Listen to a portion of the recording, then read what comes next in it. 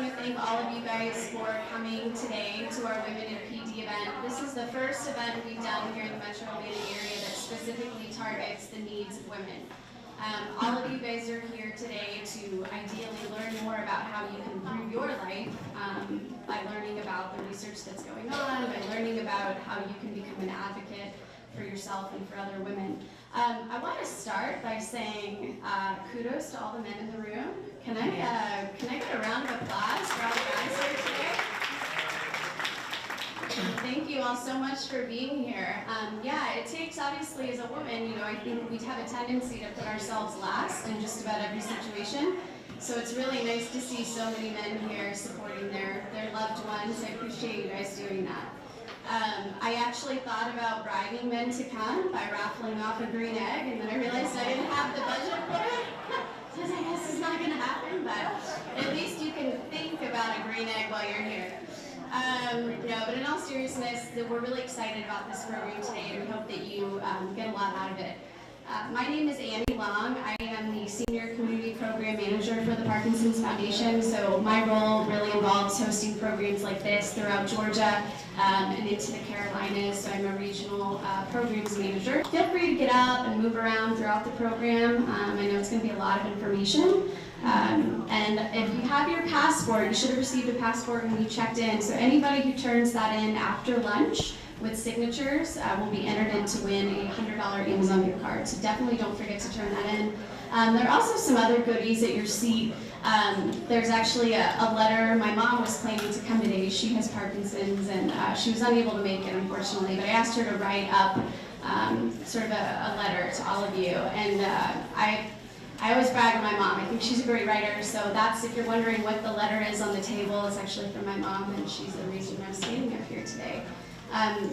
So you also have notepads. Feel free to take notes throughout the program, write down your questions. I can't promise we're going to get to all of them today, but we will do our best. And if you do have questions, you can submit them to me at the end of the program with your contact information, and I'll be sure somebody follows up with you. All right. And lunch will be served at about 11:20ish. So if you get hungry in the meantime, there's granola bars, bottled water in the back of the room. All right, a huge thank you to our sponsors today who make these events possible. Amneal, Acadia Vertical, US World Meds, these are all corporate partners who invest time and energy and money into making these programs happen, so we're really fortunate to have their support. So if you have not already visited with them, you'll have a chance to do so at our break and during lunch, so please make sure that you stop by and say hello. All right, so the Parkinson's Foundation, I think many of you are probably familiar with our mission. We're the second largest Parkinson's organization. We're a global organization with a massive footprint. We focus on research, we focus on patient care and support. We reach people locally through our Georgia chapter and other chapters across the country, through our Moving Day Walks, through our Community Grants program. I know we actually have some grant recipients in the room here today, which is exciting. We also have a global Centers of Excellence network. So we have centers all over the world that these are medical institutions that are really at the cutting edge of research, and they are also focused on best practices when it comes to patient care and support. All right, so I saw a show of hands how many people receive care at a Center of Excellence. Who in here has called our toll-free helpline, 1-800-4PD-INFO? There we go. I see some hands back. I called them myself. I email them all the time. I'm not a medical professional. Moving Day is fantastic. Moving Day is our national walk program. We have them all over the country, and it's a fantastic way for us to not only raise funds to further our mission as an organization, but to bring you guys together, to unite families and friends and communities in the fight against Parkinson's. We'll even have stuff for kids to do. Allie, who's in the back of the room, is the master of our Kid Zone. So if you guys have kids, grandkids, nieces, nephews, bring them all to Moving Day. There's no charge, there's no fee to register. It's a wonderful event. It's on Saturday, October 19th. We'll talk about it a little more in just a second. We're making dragons. Oh, dragons. Yes, so Ellie's very proud of the Kid Zone. We'll have lots of other activities at Moving Day as well, fitness activities. We'll do our walk course and just kind of celebrate the power and importance of movement and exercise. Okay, so who in here participates in our Parkinson's Outcomes Project? Maybe, maybe not. Okay. Well, we'll have to get you guys more information about that. But our Parkinson's Outcomes Project is the largest clinical study of Parkinson's ever conducted. So the foundation basically has been surveying people with Parkinson's at all of our centers across the world to find out what's working for them and what's not. So they've been gathering data to try and figure out, okay, with all this data, now we can figure out what are some of the best practices when it comes to treating people with Parkinson's.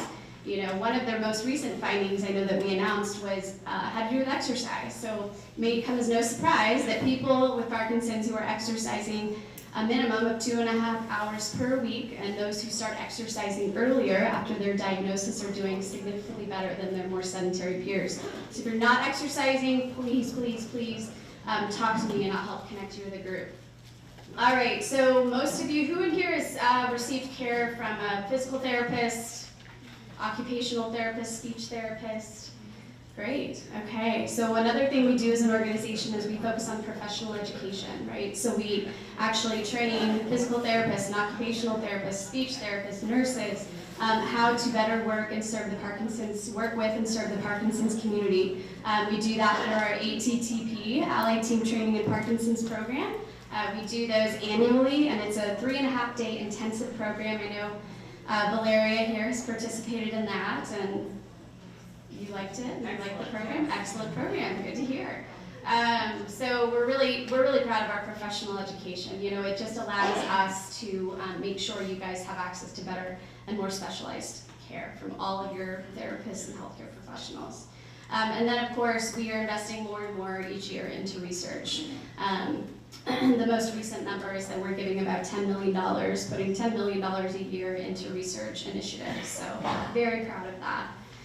All right, so again, as women, we have a tendency to take care of everybody else, right? But today is a day when we want you to focus on you. We want you to think about Parkinson's not defining you, but just simply being something that maybe you can identify with, but it certainly doesn't need to define you in any way, shape, or form. So today we're going to focus on making you empowered, arming you with information so that you know how to better take care of yourself.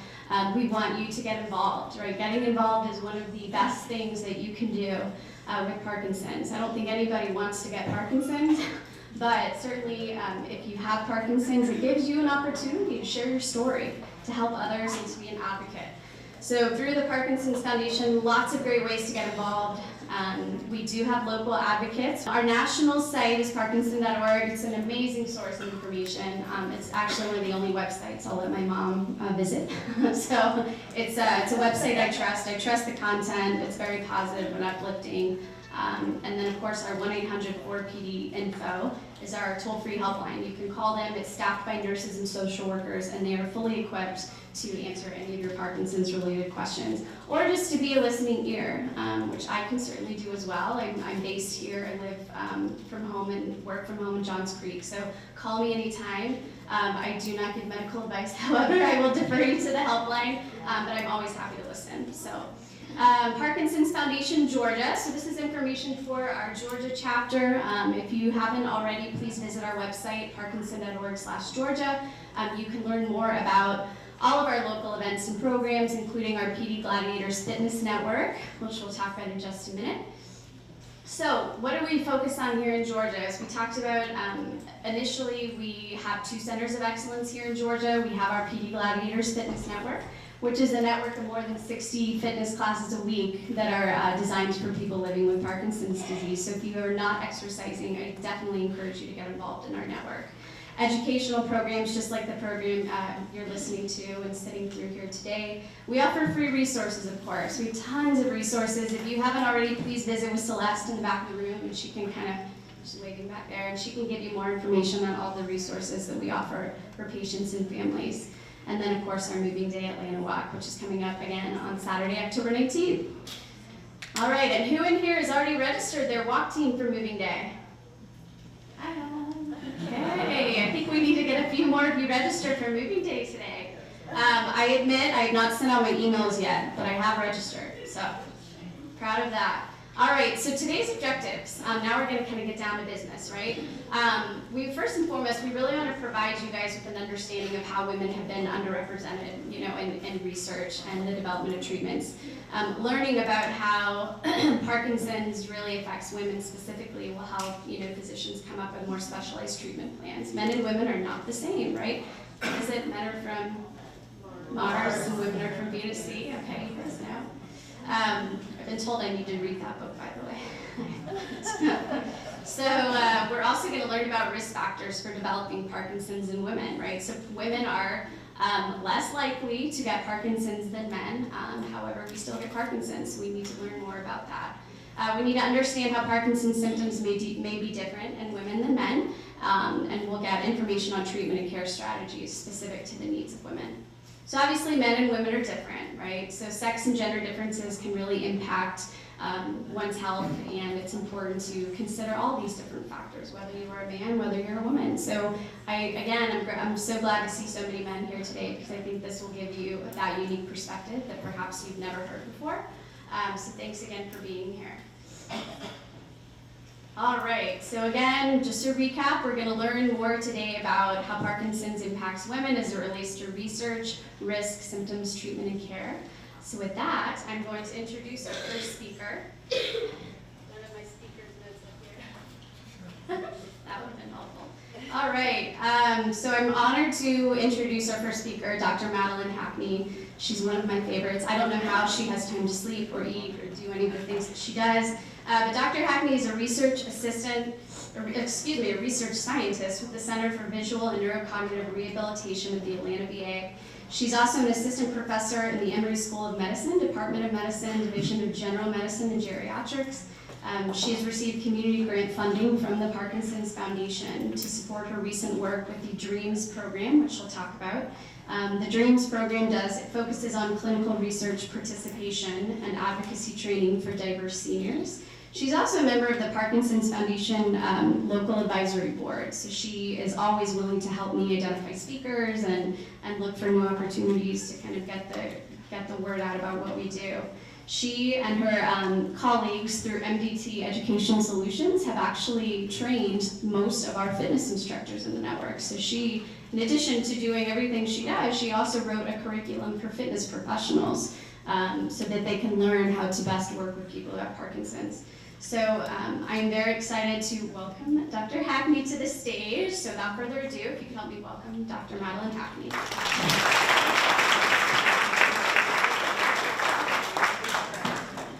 Thanks, Annie. It was very touching. I appreciate that. It's been really great. It's been a great journey. It's joyful.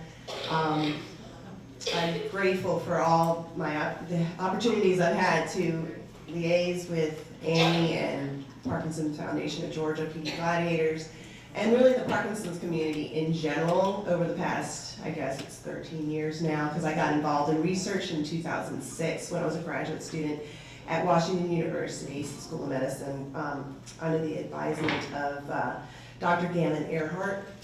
And yeah, I'm very, very grateful for that. So I'm excited to be here today, especially to talk about this particular topic, because when I was, as I said, I started in 2006, and this has not been something that we thought about a lot, about the women and men differences so much. But it's really, really important that we do understand all the different groups, and that includes race and ethnicities and everything else, so we can understand how we can better improve care for everyone. So it's very, very much tailored for the needs of different populations. And so this first slide, I just want to make sure it's the same one. Yes, it is. This is something about what has the government itself done for getting women involved in research. And you'll see that there's this chart here that shows, in 1977, FDA barred women of childbearing potential from actually participating altogether in most early phase clinical research, because there was a lot of, I guess, fear at that time about, working with vulnerable populations, but these populations still need to be studied. And then in 1986, the NIH, I guess they reversed their thinking, and they started to say that we need to have guidelines that urge the inclusion of women in NIH-sponsored clinical research. So they're urging the inclusion, however, it's not mandated yet.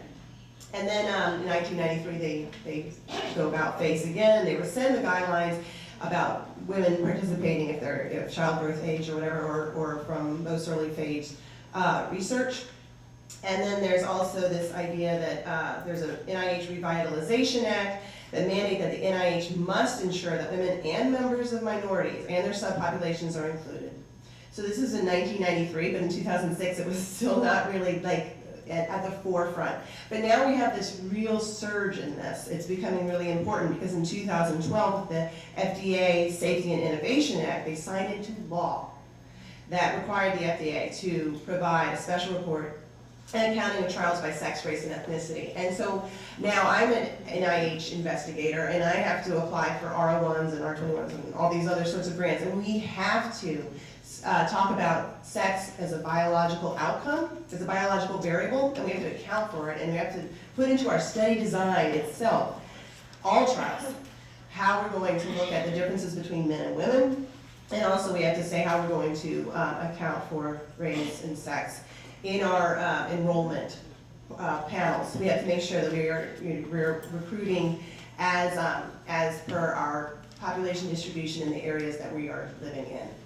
So that we've had some real advances, and we need to keep on going with this tide.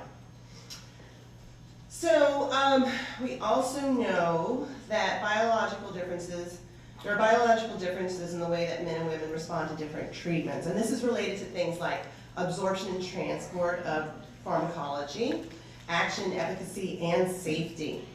We know that women and men can respond differently to the exact same treatment. We know that some devices that are fitted for men do not necessarily fit women, and they make some treatments that work great for men do not work great for women, and vice versa. So that's why it's so important to understand the differences, and we have to conduct the research to do this. And just two examples are, in 2013, the FDA finally approved label changes for dosing between men and women in Ambien, even though the drug had been on the market for 21 years. And in 2014, the American Heart Association realized that they had to give different recommendations for men and women as regards to stroke and preventing stroke in women. It's also that women may require different means of disease prevention than men. But we need to do the research to understand these differences, and that's why the law is so important that was signed in 2012. So who benefits from research that's specific to women? Well, the short answer is just everyone. By increasing our knowledge base, we increase what we can do with our science. We understand the science better. And it can help reduce disparities between different groups, and that's an important thing. We need to understand the potential benefits and harms to any sort of treated population. And as Carolyn Clancy said, sex-specific data could allow guidelines to be more specific and allow our clinicians, our providers, our PCPs, and our neurologists in this case, to better tailor care to the individual in particular. So it goes like this. In order for your treatment to be better for you, someone like you has to be studied. So that's the way we have to have it in the research. We have to have everyone included. Shoot. Okay, here we go. Oh, and here's my research in particular. So this is an unpublished study at this time, okay? That I'm showing these data for the very first time. This is some of the differences that I noted in my own studies. So this is data that I collected from 2011 to 2019-ish. And I'm just going to show a few differences. And so you might have heard in the past that men and women have differences in cognition in various ways, like men are better at math, right? Have we heard that in the past? Yes, we heard that men maybe are better at spatial cognition, this and that. All right, so this is what, I just looked at people with Parkinson's, all right? Just people with Parkinson's, and I have 127 men and 72 women, which is actually pretty close to the prevalence of men and women anyway, that 3-to-2 ratio. So we compared the performance of 199 men and women with PD. So this is just those with PD, so it's a very special, unique population. On motor, cognitive, and psychosocial function, using appropriate analyses, and we adjusted it for age, years of education, and housing type in particular, because we had some people who were in assisted living, and we had some people who were community dwelling, and that sometimes can make a difference. And we had cognitive findings. So yes, men did give more correct answers while counting backwards from 3s, but the sexes did actually not differ in the percent correct. So men were basically faster at giving the correct answers. And men performed actually overall worse, well these were men with PD, at tasks of inhibition, so the ability to inhibit an incorrect response to something if you have distracting information. And they actually made more errors on inhibition and switching. So maybe women with PD aren't doing so bad. And these are some psychosocial findings. And again, this is comparing men with PD versus women with PD, and this is not published yet.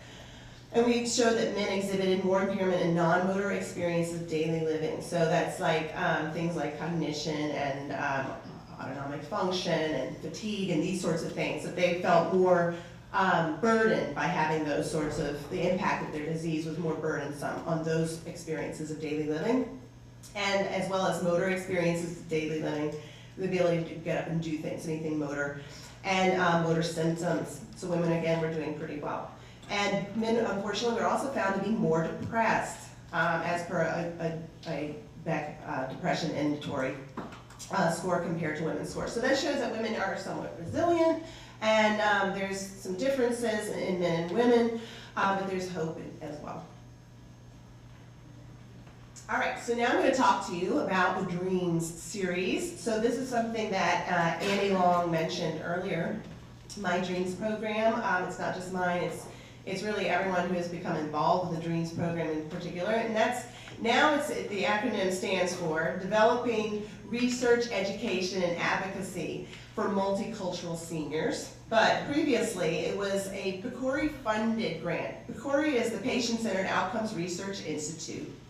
And I received an engagement award. So that's an award that allows us to go out into the community and try to involve stakeholders and partners in order to affect change in a positive way regarding what you're interested in particular. And I was interested in research advocacy and making research more inclusive, in this case, mostly for the older adult population in general, because not only are women underrepresented, but older adults in general are also underrepresented in research, and that's for many, many reasons. There's a lot of barriers to participation, but we wanted to figure out how we could overcome some of those barriers with this study in particular. And before it was called Developing a Research Participation Enhancement and Advocacy Training Program for Diverse Seniors. I can never remember that one unless it's right in front of me.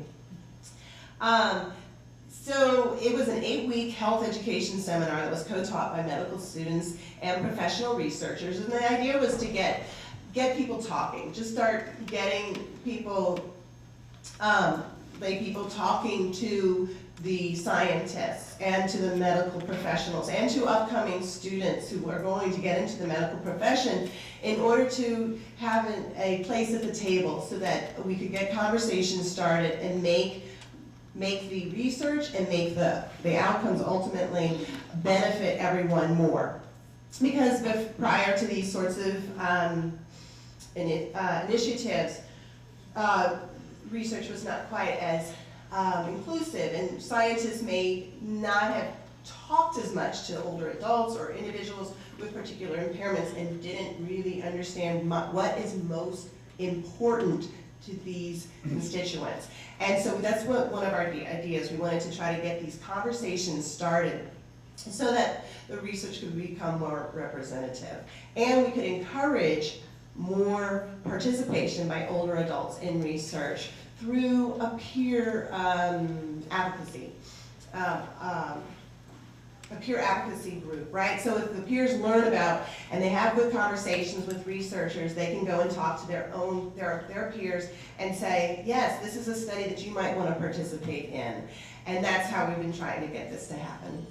And we've looked at a couple different ways. We looked at an in-person versus an in-home group. So one group came and they came to like 20 lessons, and they heard from the speakers in person. We had these small group discussions, which is very important, I think. But we also compared it to a telehealth version or a distance learning version, where someone would have a binder and you'd have a lesson and you'd learn about things. But then you would have a 30-minute phone call instead with a research assistant so you could get your questions answered. And so we wanted to just see, though, in-home and telehealth versions actually can help the accessibility. It really just is going to help those who are living in rural environments, those who can't travel as much. This is who we're trying to target, so we can make sure everyone is included. Okay, and so these are just some of our participant characteristics. We had a total of 130 people. 95 people went through the in-person program. And then we had the at-home or telehealth version where they had the research assistant call them and have very nice conversations. I was told they really enjoyed having that conversation. I still think we need to talk. And we had, let's see, we had 62 women and 22 men, 22 women. So women were very, very represented in this particular study. They were about 70 years of age. They were a very educated group. So in my studies, I've been able to get really, really educated people, which is really terrific. So a lot of my work is probably representative of a highly educated group, and I've learned that more and more. That's something else to think about. We want to also target those with maybe a little bit less education and try to include them as well. And we also try to have a lot of diversity in our ethnicity and racial distributions with a nice representation of African Americans, white, and other races. And yes, that's good. So the Dreams team, I want to talk about the Dreams team. The Dreams team is a group, and Ron Winsek is actually one of the original Dreams team members because he actually helped us get the Dreams team started by advising us because of his own experiences with the PAIR Institute, Parkinson's Advocates in Research, which what year did you do the PAIR program? 2014. 2014, okay, so then we did the Dreams team in 2016. And so it's literally a research advocacy training program where the individuals learn about all the different phases of research and the aspects of research and things related to health literacy and to informed consent and ethics and the history of research where scientists didn't really do the right thing, and what government has done to make sure that there's now regulations in place to make sure that research is conducted on the up and up, and that it's done fairly and with respect to all sorts of populations, vulnerable or not. And the Dream Team goals are to improve understanding of research processes and skills needed to advocate within the PD community, to engage in research, and to promote research participation among peers. And we've had Dreams Team members in the past. They have a very active role in our PD community here in Atlanta, and they presented a talk called Research Why You Should Be Involved in several support and educational meetings through Atlanta, and more than 10 events reaching more than 200 individuals. And these individuals, we've had a 2016 group that was 24 individuals. Only 9 of them had Parkinson's, because that was also including the older adult group in general, and trying to target underserved populations in particular. And we also had a 2018 group where we partnered with the Parkinson's Foundation, not National Parkinson's Foundation, but the Parkinson's Foundation overall, not just Georgia. And we invited folks from all across the United States, and they came to Emory to go through this curriculum, the Dreams Team curriculum of the research processes. And we had 23 people with Parkinson's and 6 caregivers who came along. We'd like to include the caregivers as much as possible. And women were very represented in that group especially, as well as underserved minorities. Okay, so we're going to talk a little bit about Teledreams. This has been supported by the Parkinson's Foundation over several years actually. And it's an 8-week distance learning program. So we took the Dreams at home versus in person. We took the at-home model that we used for the Dreams overall, just general health and wellness program, and we translated our research advocacy training binder into research advocacy training curriculum into a binder that could be done at home in a distance learning model again, where they would have the calls once a week with their research assistant. And this has involved people with Parkinson's and their care partners to facilitate increased understanding of and participation in research.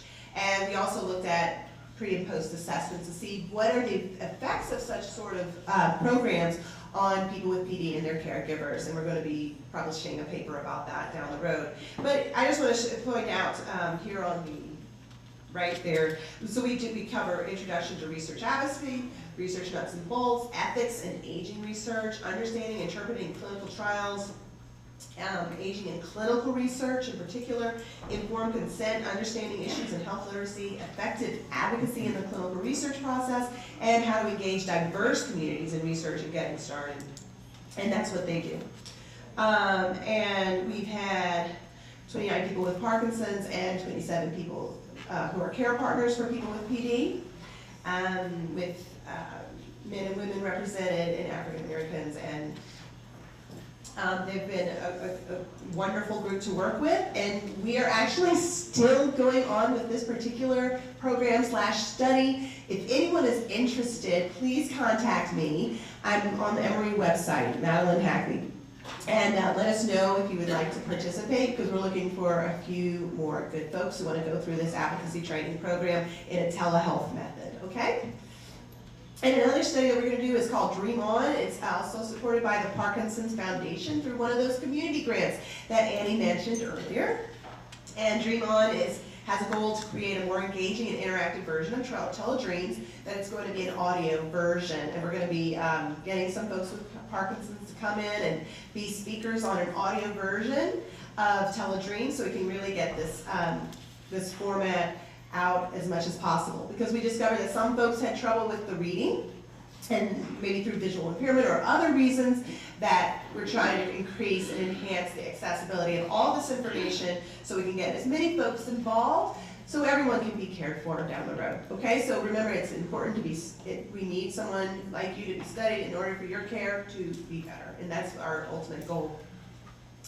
All right, women and Parkinson's, risk. All right, so I need to talk to you quickly about what prevalence is.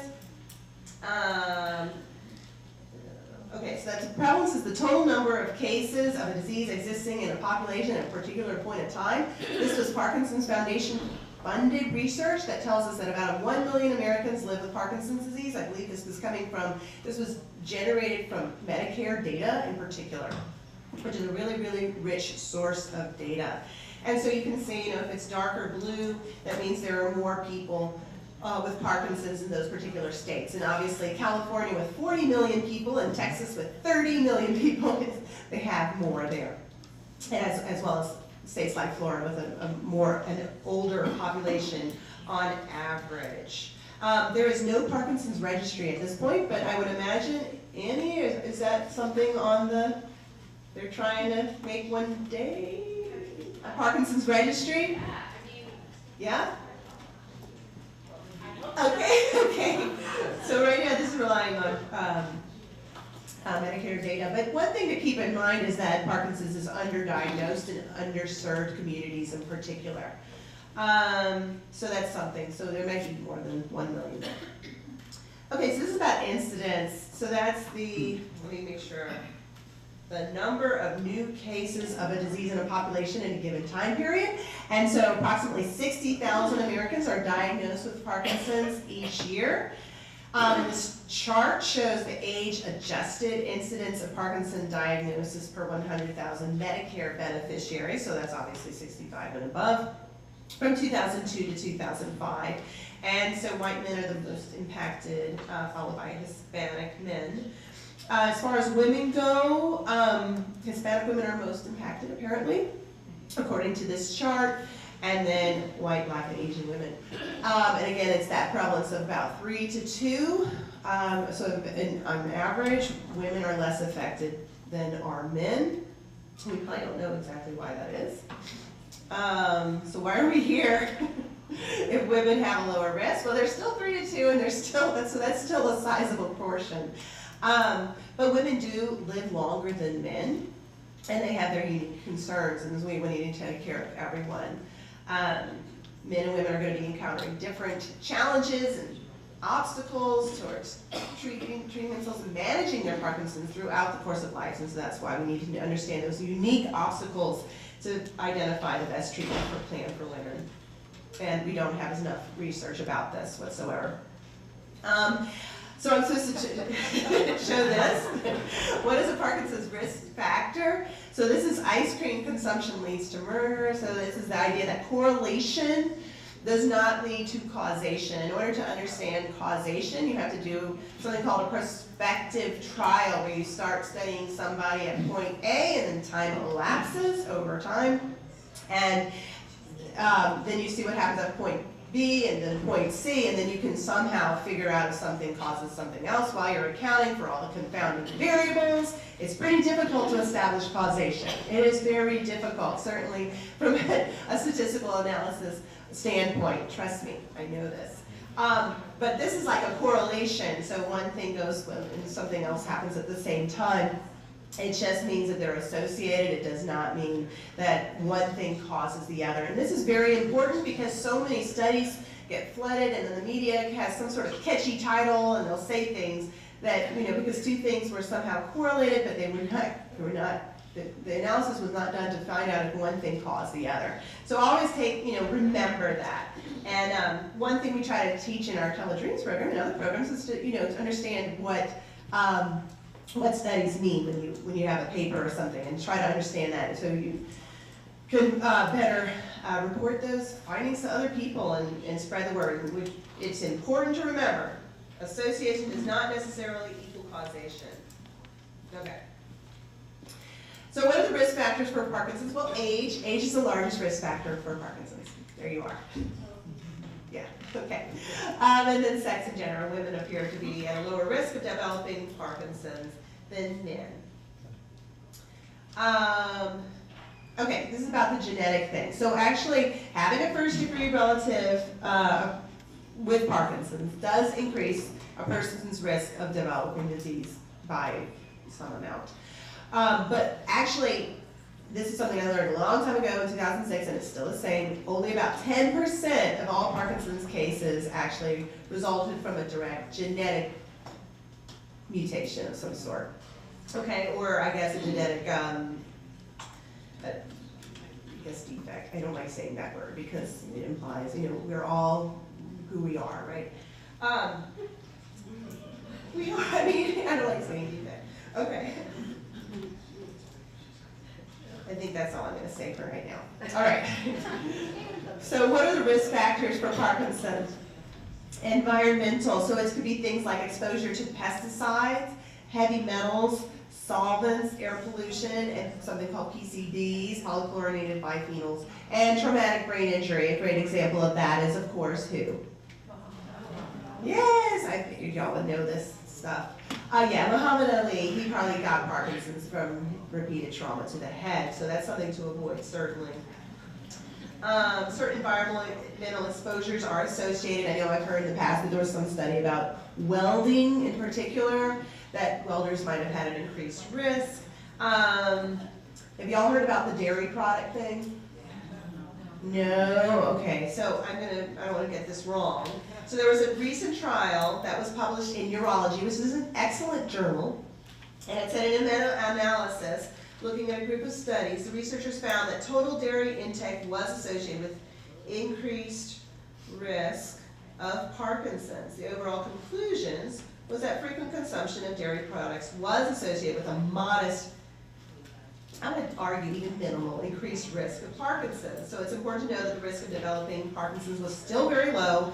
Of the almost 6,000 people who consumed at least 3 servings per day of dairy at the start of the study, only 60 people, so this is 60 of 6,000, developed the disease over the study period. In comparison of the 78,000 people who consumed less than 1 serving a day of low-fat dairy, 483 people, or 0.6%, developed Parkinson's. Another thing to consider is if any of these sort of food things, it's usually related to some sort of self-report. And so the data may not be as robust as we'd like them to be, right? Because no researcher's not sitting there recording what you're eating, right? And this is a self-report, and so we have to keep those things in mind. And there could be other issues, but that is something I just wanted to make sure I brought up. Okay. So there's this a concept of genetic and environmental interaction. So the analogy that is proposed is, think of the genetics loading the gun and the environment pulling the trigger. The Parkinson's is often a result of some sort of genetic propensity to developing the condition, environmental triggers that actually get it to happen, okay, and that equals Parkinson's. But I want to say that there's still a lot of research that needs to be conducted so we understand more about the causes of why some people develop PD and others do not. So participate in research, and we need to get women involved as well. Does anything protect against Parkinson's? So more research is needed, but some factors have included certainly physical activity, yay. Annie gave a great plug about that. She said 2.5 hours. So that's basically what older adults in general need, which is 150 minutes per week of exercise. Yeah, if you do that, that's what we all need to be doing. Use or exposure to tobacco. So that's really interesting. That's always been a finding that I'm like, how do I get my head around that one? But that is something that has been shown to possibly be protective. Coffee and tea drinking, certain diets or nutrition habits, including these polyunsaturated fatty acids. I would say a nutritionist would tell me just make sure you gotta eat a nice healthy diet, whole grains, lots of vegetables, etc. Use of some medications, anti-inflammatory. We need lots more research about these particular issues, and higher levels of urate. There's that's a phase 3 trial that's being looked at this now. So this is something to come. There's research being done, and hopefully we'll get more answers down the road. Okay, what about estrogen? So that's a big topic. We don't know enough about estrogen and Parkinson's, so that's why it's especially great to get women to be involved. If estrogen is protective, it may be only protective at certain points in time in the absence of risk factors, because I thought this was really, really interesting. So if estrogen was a protective factor, we would expect for postmenopausal women, the gap between sexes would actually narrow with age, but instead it seems to widen. And so this is not ruling out estrogen as a protective factor, but we just need to study it more. We need to understand what's going on.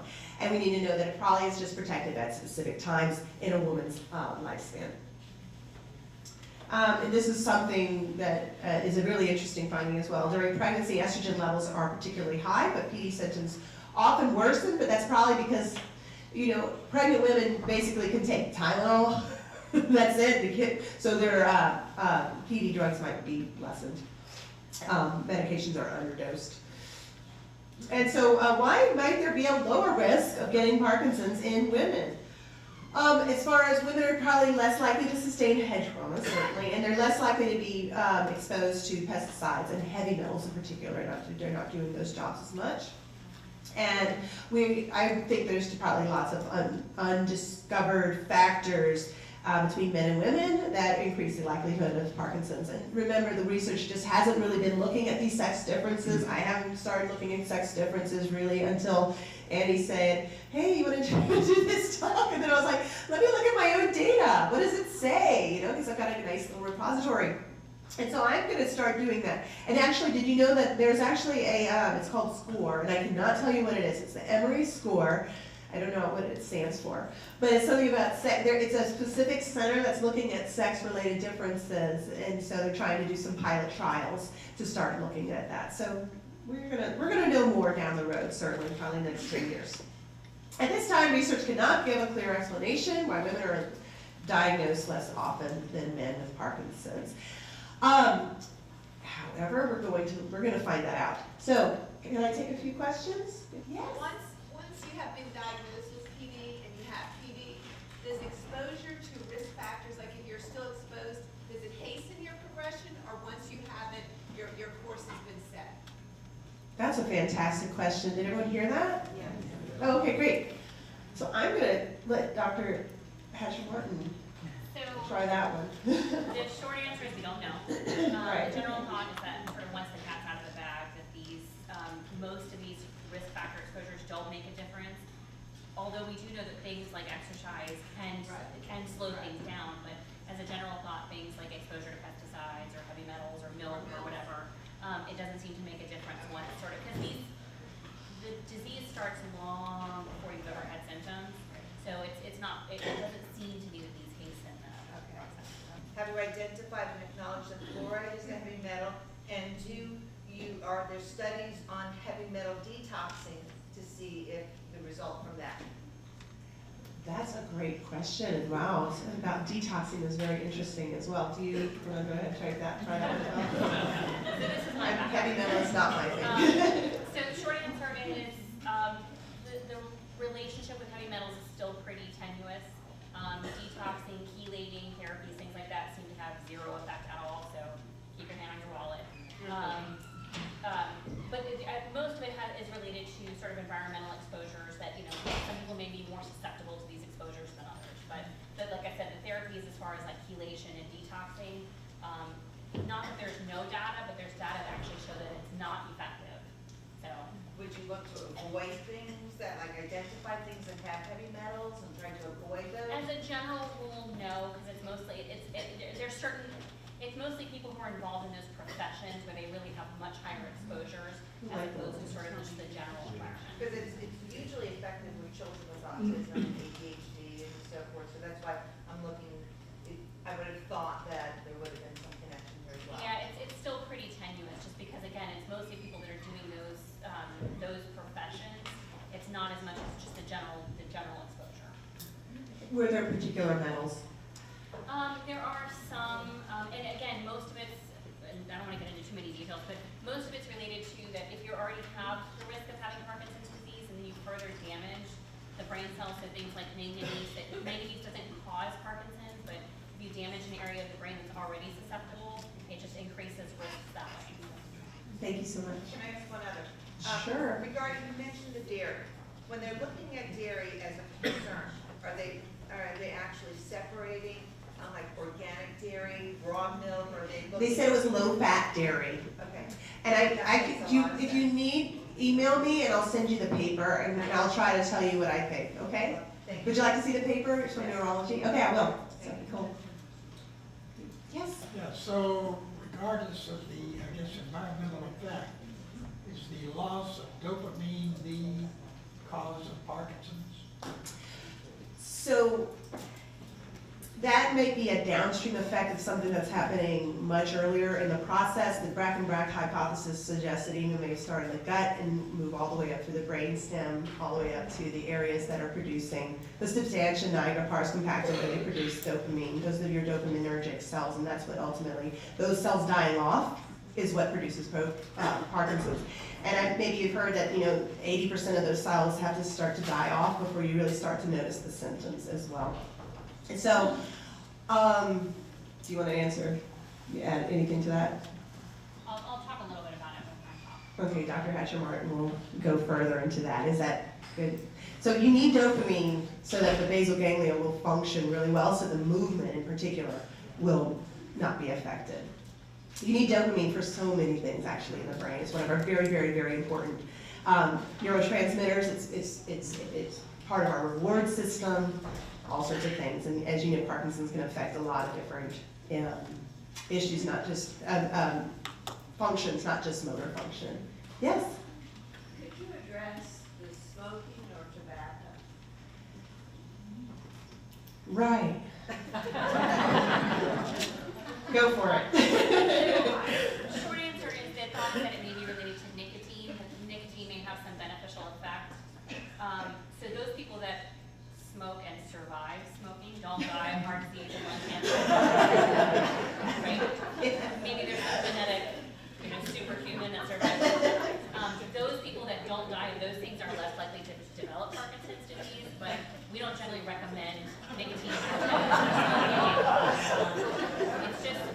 It's just that there may be some, either there's some reason that people smoke, that those people who in the first place decide to smoke, maybe they get more reward from it or something, that then there's some underlying issue that maybe they're less likely to develop Parkinson's. But there is some evidence that there may be, like I said, the nicotine may actually be protective. Thank you. Thank you Thanks so much, everyone. Have a great day. This is a fantastic program. All right, so now I want to welcome Dr. Jamie Hatcher-Martin to the stage. Dr. Martin probably needs no introduction amongst many of you.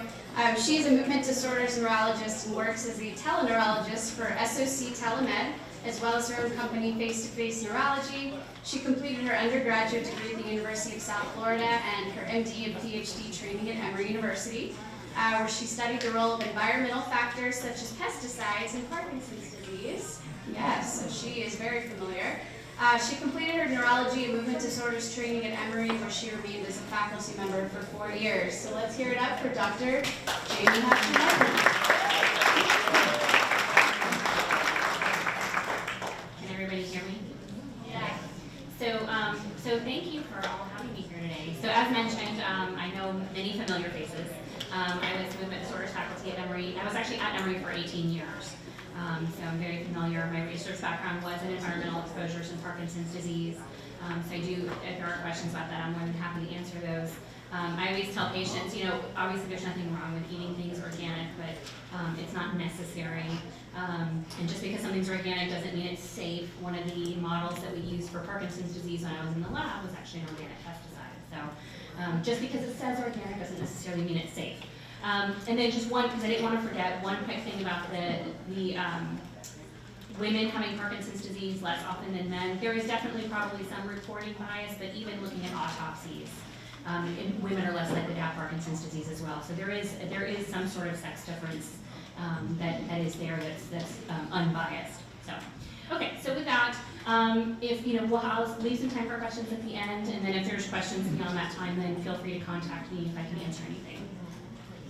So I wanted to talk a little bit today about just sort of a general overview of Parkinson's symptoms and how they may differ a little bit between men and women, and then some of the treatment options and the care team that you should try to establish once you have the diagnosis. So the symptoms for Parkinson's disease vary widely between people, and I'm sure many of you know you may have certain symptoms that another friend or somebody else in your support group doesn't have, or you may develop the symptom early and somebody else may have it later. And sometimes even within the same family, people will have very different symptomatology. But as a general rule, symptoms are sort of separated into two general categories. So there's motor symptoms, or things related to movement, and then there's everything else. So motor symptoms, the most common ones that we see are tremor. So it can be tremor of the hand, tremor of the jaw, of the legs, slowness of movement, or bradykinesia. So brady is slow and kinesia is movement, so slowness of movement. Stiffness or rigidity, so muscles get tight, your neck gets tight, posture changes. Changes in balance and increased risk of falls. So one of the things I often, I always ask patients, hey, have you had any falls since your last visit? And lots of people say, well, I tripped over something, but it wasn't a Parkinson's fall, so don't count that one. And so my question is always, right, maybe I always would have tripped over this cord on the floor, but did Parkinson's make me less able to recover from that fall? Maybe before I would have stumbled and I would have caught myself, but because Parkinson's affects those reflexes, then maybe now you're more likely to fall because of that. So even if it wasn't a Parkinson's triggered fall, we still count that. Because it's a risk factor, we don't want you to fall and injure yourself. Other things include soft speech, so voice may get softer. Probably the most common argument I hear in clinic between family members is one person says you're not talking loud enough, and the other person says, well, you can't hear. There is actually evidence, interestingly enough, not to throw anybody under the bus, but there is evidence that in Parkinson's disease, I feel like this thing's right in my face, sorry. In Parkinson's disease, there is actually evidence that people who have Parkinson's actually have altered perception of sound as well. So often they feel like they're yelling, even though the voice is lower. And so one of the things that they'll do in therapy sometimes is actually show you how loud your voice is in decibels and say, this is the goal for, normal conversation, this many decibels and you're down here. So it actually gives you a visual cue. And then sometimes we can see dystonia or tightening or cramping of the muscles. It's often when medication levels or dopamine levels are low, so that can include things like toe curling or feet turning in. And then freezing of gait is sometimes people talk, which is where you try to, typically it happens with walking, it can happen with other things too, but typically with walking, where you try to walk and either your feet don't move at all, they kind of stick to the ground, or you get these little tiny shuffles, not really getting a forward motion, you just kind of, wobble on your feet. And so those are most likely to happen if you've been sitting for a while when you first get up to walk, that's a common time. Going through doorways is another common one. Tight spaces. So bathrooms, closets, galley kitchens, things like that, where there's sort of a tight space that you have to turn around in. And a lot of times patients will say too, if you're walking and somebody's behind you and you kind of, right, if you're kind of polite and you feel like you gotta pick up the pace a little bit, sometimes that can trigger a freeze, or if somebody's holding the door or the elevator for you and you feel like you have to pick up the pace, sometimes that can trigger a freezing episode as well. So those are the most common movement symptoms. As far as motor or non-motor symptoms, sort of everything else. And you know, I had one of my patients said it, she's like, is there anything that can't be tied to Parkinson's disease at some point? Which is true, because I mean, it really does affect much more than just the movement symptoms. And for a lot of people, it's everything else that's really the quality of life things. A lot of people say, you know, I can deal with a little tremor, I can deal with a little shuffle, but it's all these other things that really impact my daily life. And so these include things like cognitive changes.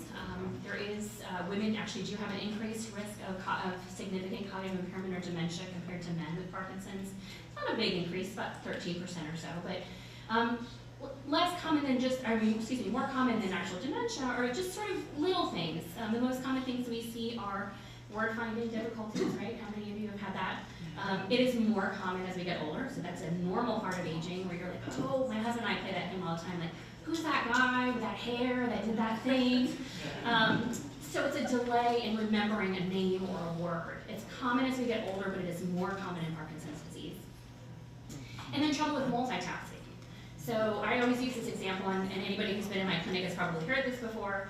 One of my patients said, she's like, I used to be able to talk on the phone, cook dinner, watch the news, and yell at the kids all at the same time. She's like, I can still do all four of those things quite well, but I can't do them all at the same time. I really need to focus on sort of one or two things and get it done, and then do something else. I have a lot more trouble, you know, going back and forth between tasks. And so those are things that are commonly seen in Parkinson's, and those do not indicate, you know, here we are on our way to cognitive impairment. Those are just some changes that sometimes you can see, and that may be all you ever see.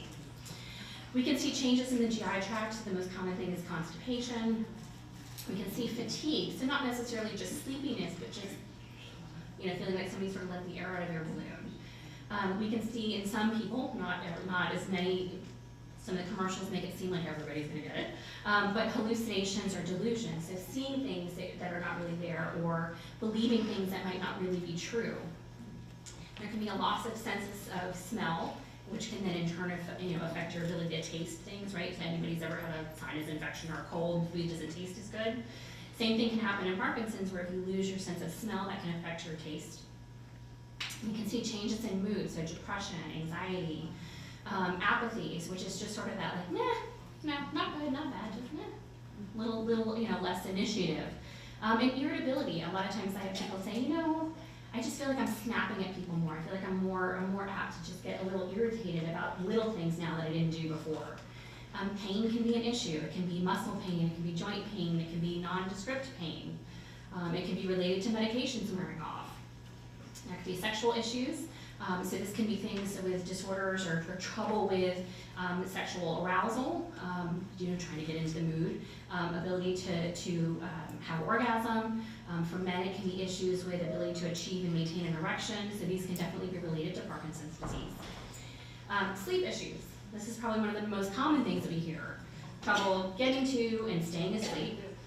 Sleeping, but waking up and not feeling rested, so not having that good restorative sleep even if you are sleeping. What we call REM behavior disorder, RBD, which is acting out or yelling out in sleep, is very common in Parkinson's disease. You can see it in other things too, but it's very common in Parkinson's. Restless leg syndrome, things like that. So there's lots of things that can really affect your sleep. There can be a lot of urinary issues. There's the urgency, right? Uh-oh, gotta go right now. And if you're freezing at the time and you can't get to the bathroom in time, that can be an issue. And then frequency, right? Having to go more often than you used to. And so if you're going often and you have to urgently get there, this can really be an issue, and sometimes people aren't able to control their bladder. Sometimes just because of motor issues. It may not be that the bladder control is really the big issue, it's being able to get to the bathroom in time when you have this urgency.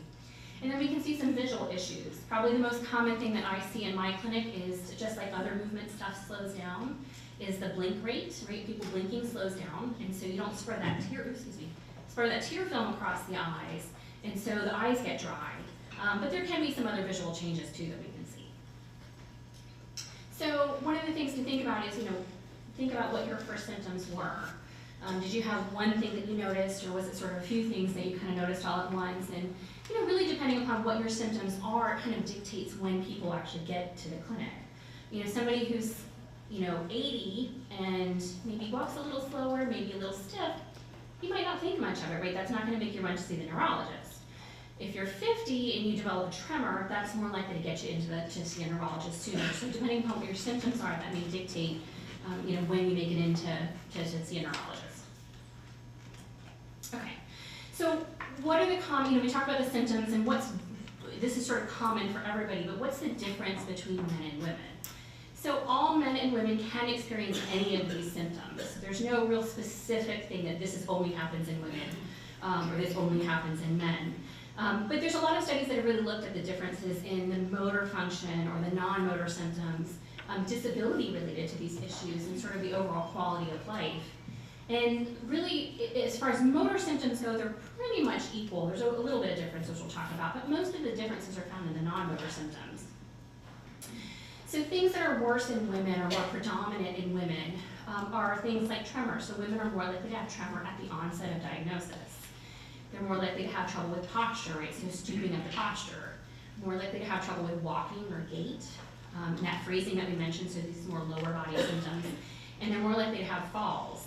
Men, on the other hand, are more likely to have more of the stiffness, the rigidity that we see, and more of the upper body involvement as opposed to lower body. Not as opposed to, but they're more likely to have that upper body. But there's really no difference that we see as far as what the motor signs are. So just for what it's worth, signs are things that we as clinicians see, and symptoms are what you as patients experience. So sometimes we use those words interchangeably. So there's no real difference on the individual signs that people have or the rate of progression. So men don't necessarily progress more quickly than women. So those are the motor things. As far as the non-motor things, like I said, this is where we really start to see some of the differences, is that women, as a general rule with Parkinson's disease, are more likely to have depression and anxiety. They're more likely to have constipation, more likely to develop cognitive issues, so as I mentioned, about 13% higher risk of developing dementia. And just, again, sometimes you'll hear these terms thrown around. There's mild cognitive impairment, which is, there's some changes, but it's not affecting your daily life, or any major significant change in your daily life. And then dementia would be cognitive changes that are really starting to affect your daily life. And then women are also more likely to have pain. Men, on the other hand, with Parkinson's disease are more likely to develop behavior problems, so aggression, inappropriate behaviors. They're more likely to have issues with blood pressure dropping, right? We all get that every once in a while, you sort of stand up too fast and you get lightheaded.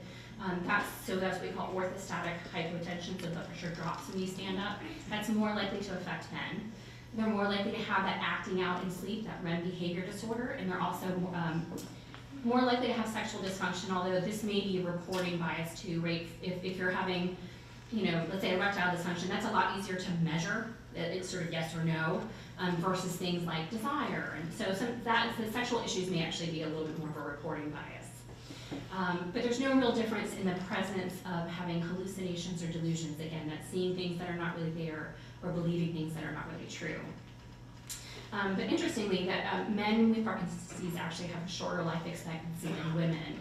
This is true of the general population, right? Men and women tend to live longer than men, but this is especially true in Parkinson's as well. Oh, and one other point to make about that. It's important to remember too that these symptoms do not exist in a vacuum, right? You can't look at one symptom alone, because a lot of times they feed into each other. So for example, women are, in most of the studies it looks like women may have a little bit more risk of cognitive impairment, but we also know that uncontrolled depression can actually cause cognitive impairment as well. There's a term that we use called pseudo-dementia. It means cognitive impairment due to uncontrolled depression and anxiety. And we say pseudo because it's not a progressive disease. If you can address the depression and anxiety, the cognitive issues get better. So it's important for us, for you all, but also as us as clinicians, to really kind of take into heart all the things that are going on and how those might impact the different symptoms. So that's sort of the general thought, but there's a lot of inconsistency in the studies, and I think this is something that Dr. Hackney was sort of getting into before, is a lot of the studies that we've done haven't really addressed a lot of these factors, or maybe they haven't looked at enough women, or maybe they haven't looked at patients that are old enough. But there's a lot of inconsistency as far as what motor scores are. For those of you who see a movement disorder specialist, we typically do what's called a UPDRS, Unified Parkinson's Disease Rating Scale. which is, when we do the exam, everything that you do gets a rating, a score. And it's our universal language. So if you see me as a movement disorders doc in Georgia, or you go to California, or you go to Italy or China, or wherever you go, we all use the same rating scale. So that when we're communicating with each other, we know we're all speaking the same language, and we know what mild means, we know what moderate means, severe, that sort of thing. But there's a lot of variability as far as what we see in these different studies, so slowness in movement and the sleep issues.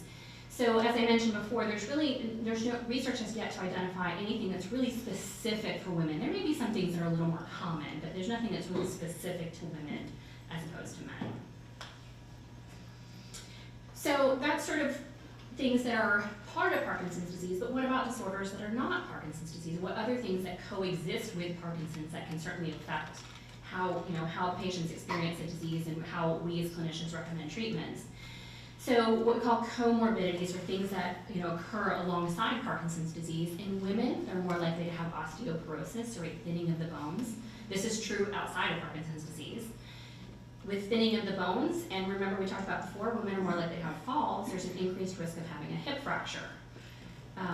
There's increased risk of arthritis, so both osteoarthritis, which is sort of the typical wear and tear, and then rheumatoid arthritis as well.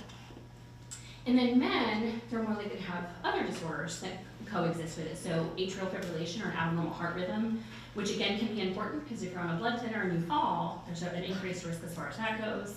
They're more likely to have an acute myocardial infarction or a heart attack. They're more likely to have colon cancer, colorectal cancer, and COPD. And just to we'll talk about this a little bit more, but just to go back to what Dr. Hackney was saying, especially for women, so osteoporosis and hip fractures, right, it's really important for exercise. Not only do you do better from a Parkinson's standpoint, but with exercise, especially some sort of weight-bearing exercise where you're building your muscle, this helps reduce the risk of osteoporosis.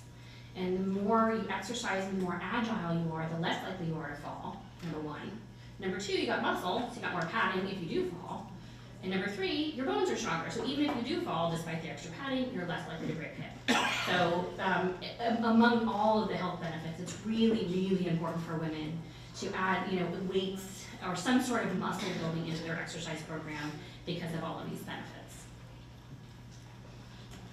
Okay, so that's sort of just the general coverage of the symptoms that are common in Parkinson's disease and some of the things that are a little bit more common in women. So I wanted to talk a little bit about treatment. We're not going to get into the nitty-gritty because that's a whole other talk in and of itself, but we'll talk a little bit about some of the differences that we see with men and women and some of the options that are available.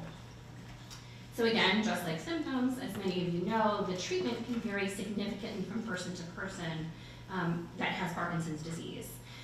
There's medications that are available, there's surgical options that can be available, and then sort of lifestyle modifications or complementary things as far as exercise, dietary changes, meditation, and that kind of thing that can really help improve your function.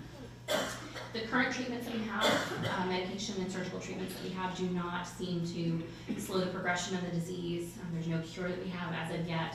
The one thing that we know of right now that does either slows the progression or people are better able to compensate is exercise. That's the one thing that we know that you can do to really make a difference. There's lots of research in this area for treatments, but as of now, we don't have anything else that can slow progression.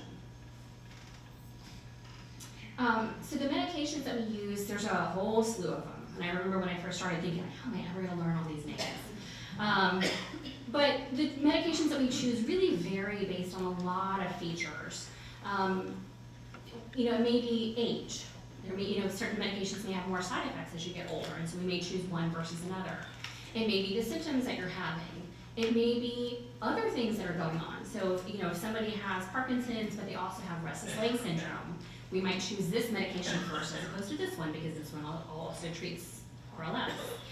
If somebody has low blood pressure, we might choose one medication over another. So there may be other existing conditions that we either try to prevent from getting worse, or we actually try to treat based on the medications that we're choosing. And it also depends on patient preference, right? It depends on who you are and where you are in your stage of life. So for example, I have two patients I just think about. One is an airline pilot. His Parkinson's disease does great, he looks great, has the teeniest, tiniest little pinky tremor. Has no effect on his ability to fly. He's like, nobody wants a pilot with a tremor. So he's very, you gotta get rid of this tremor. You gotta work on it, you gotta get rid of this. Versus another patient that's like, you know what? He's like, I'm 85. I don't do a lot of fine motor stuff. I can care less if my hand tremors a little bit. You know, it doesn't bother me at this point in my life. And so it really depends on patient preference and what things bother you the most. And, you know, we try to take family into account, but it's really what bothers the patient. Sometimes it bothers a family member, but if it doesn't bother the patient, then we're not going to push that treatment as much, especially if it's not a safety issue. Oh, and just one other point about this. The important thing about choosing treatment too is we as clinicians, we see you for a moment in time. And we can make an assessment based on what you look like in that moment, but we really need, the history is what's important, right? You know better than anybody that symptoms can vary from day to day, from hour to hour, from, you know, the winds blowing east on Tuesday. So we really need you to come to us with, this is what's going on, this is what's happening. And so if you feel like you have symptoms that are not well controlled, make sure you're keeping a little diary. You know, you don't have to keep a diary for 3 months, but maybe take a week and say, okay, this is when I'm having these symptoms. I take my meds at 8 and by 11:30 I'm having this symptom. Or I take my meds at 8 and at 8:15 I have this symptom. You know, maybe it's a side effect of the medication. Maybe it's that the medication hasn't kicked in yet. It's not that at 8:15 your meds are causing a problem, it's just that, you know, you take a med, it's gotta get to your stomach, it's gotta get absorbed, it's gotta go to the brain, it's gotta get converted. That takes time. And so while you're waiting for all that to kick in, you know, in the meantime, your brain is still losing dopamine and it's wearing off. So it's important for us to have that kind of information, because then we can make a much more educated suggestion for you. Because, you know, not everybody reads the same textbook. And, you know, while we sort of have this general idea of what treatment options are available, we really want to tailor it towards what your particular issues are. So just because the person sitting next to you is on X medication, it doesn't necessarily mean that it's better or that it works for them. It doesn't necessarily mean that it's going to work as well for you, but it's important, again, for us to have as much information as possible so that we can make educated suggestions. Okay, so what are the treatment differences between men and women in Parkinson's disease? So as a general rule, the medications are the same. Whether you're a man or a woman, the medications are the same, and men and women adhere to taking those medications or don't take those medications at the same rate. So there's not a big difference in that. And you know, most of the medications that we use, we really don't see big differences in whether you're a man or a woman. The one thing that's a little bit of a caveat to that is there's a class of medications called dopamine agonists. So these are things like Mirapex, Requip, the Nupro patch. So if you think of an antagonist as something that's opposite or against, an agonist is something that's like or similar to, so these work like dopamine. The side effects of these can be a little bit different between men and women. So most common side effects are sleepiness and cognitive impairment, but we can see what we call compulsive or impulsive behaviors. So these are often the typical vices, right? Excessive eating, drinking, gambling, drinking alcohol. Eating, drinking, gambling, sex, pornography. Sometimes they're not as scandalous. Sometimes it's things like compulsive cleaning, or what we call hobbyism. You get so focused on something that it's to the exclusion of other things. I had one patient that was so focused on American history to the point that she was excluding, she was skipping meals and not showering, and but those can be different between men and women, and I hate to say it, but it kind of follows the stereotype. Women tend to have more of the thinking and hobbyism and cleaning, that kind of thing, shopping, and men tend to be, maybe eating, men tend to be a little bit more with gambling and sexual side effects. So there can be some sex differences as far as the side effects of medications go. Women are more likely to have depression, so they're more likely to be prescribed, depression and anxiety, so they're more likely to be prescribed medications that treat those things, antidepressants and benzodiazepines, so these are things like Valium, Xanax. So they're more likely to receive those. And men are more likely to receive medication for cognitive impairment and dementia, which is interesting, right? Because as I said, women are a little more likely to have cognitive issues. However, because men with Parkinson's disease are more likely to have a lot of the behavioral issues, they're often more likely to be treated, right? It's one thing if you're like, well, I don't really remember this very well. Most people may not use a medication for that. But if it's inappropriate behavior or wandering or aggression, you're more likely to treat those things. So it's not just a matter of if it's more common or not, but what the actual symptoms are that you're treating. And then pain management is similar between men and women. Okay, so despite there being no real significant treatment differences in the way we treat men and women, women have an 80% increased risk of experiencing side effects or inadequate symptom control. So of what we call wearing off. So some of my patients come in and say, I don't know what wearing off is, and I say, that's a good thing. Wearing off is if you think about when you take your medication, what got better. So let's say you come in, never taken medication before, we make the diagnosis, you have some tremor, you take your meds, tremor gets better. That's on. Medications are working, that's what we call an on period. Off would be is if those medications then start to wear off, either because you skipped a dose, which nobody here does. Either you skipped a dose and it just wore off, or you're taking your meds on time, but they're just not lasting long enough. So that's what wearing off is, when those symptoms start to come back, whatever symptoms those may be. So women are at a much higher risk of experiencing wearing off of both their movement control as well as these other symptoms. And as mentioned before, dyskinesias are actually more common in women, and we're not really sure why that is, but it's much more reported side effect from women than it is for men. And again, we're just not really sure why. So that's just some of the things about the medication and treatment differences, but there are some surgical treatments as well. There's 2 listed here. There's actually 3 surgical treatments that are available right now. The least invasive, so to speak, of all of them is the Duopa pump. So this is essentially a feeding tube that gives you a steady stream of carbidopa-levodopa straight into the gut. So instead of taking your pills and it kicks in and then wears off and up and down, this Duopa pump gives you a steady stream of medication into the gut, and it really smooths out the absorption, and so it really helps with a lot of those fluctuations of medication working or not working, or having dyskinesias and then medications wearing off. That's one option. And there are 2 other sort of brain surgical options now. The first is DBS, or deep brain stimulation. This is where we use, essentially it is a pacemaker, just like a pacemaker for your heart. It is a pacemaker where the battery or the pulse generator goes in the chest, and the wires go up into the parts of the brain that are involved in Parkinson's disease, and use electrical signals to help create a more normal signal pattern, and it helps really relieve a lot of the symptoms of Parkinson's disease. And then another one that's sort of newer to market is what we call focused ultrasound, or FUS. This is before we had deep brain stimulation, where we can kind of tweak and turn and program all these things. They used to just stick a wire in and make a little area of damage, and that would actually really make a big difference as far as symptoms go. It sounds barbaric and terrible, but it really worked well. And then we got smart and said, well, wouldn't it be great if we could sort of tweak this over time? And so we did DBS. But a lot of people don't want to fuss with all that stuff. And so focused ultrasound is a new way of doing the old procedure, the old lesioning.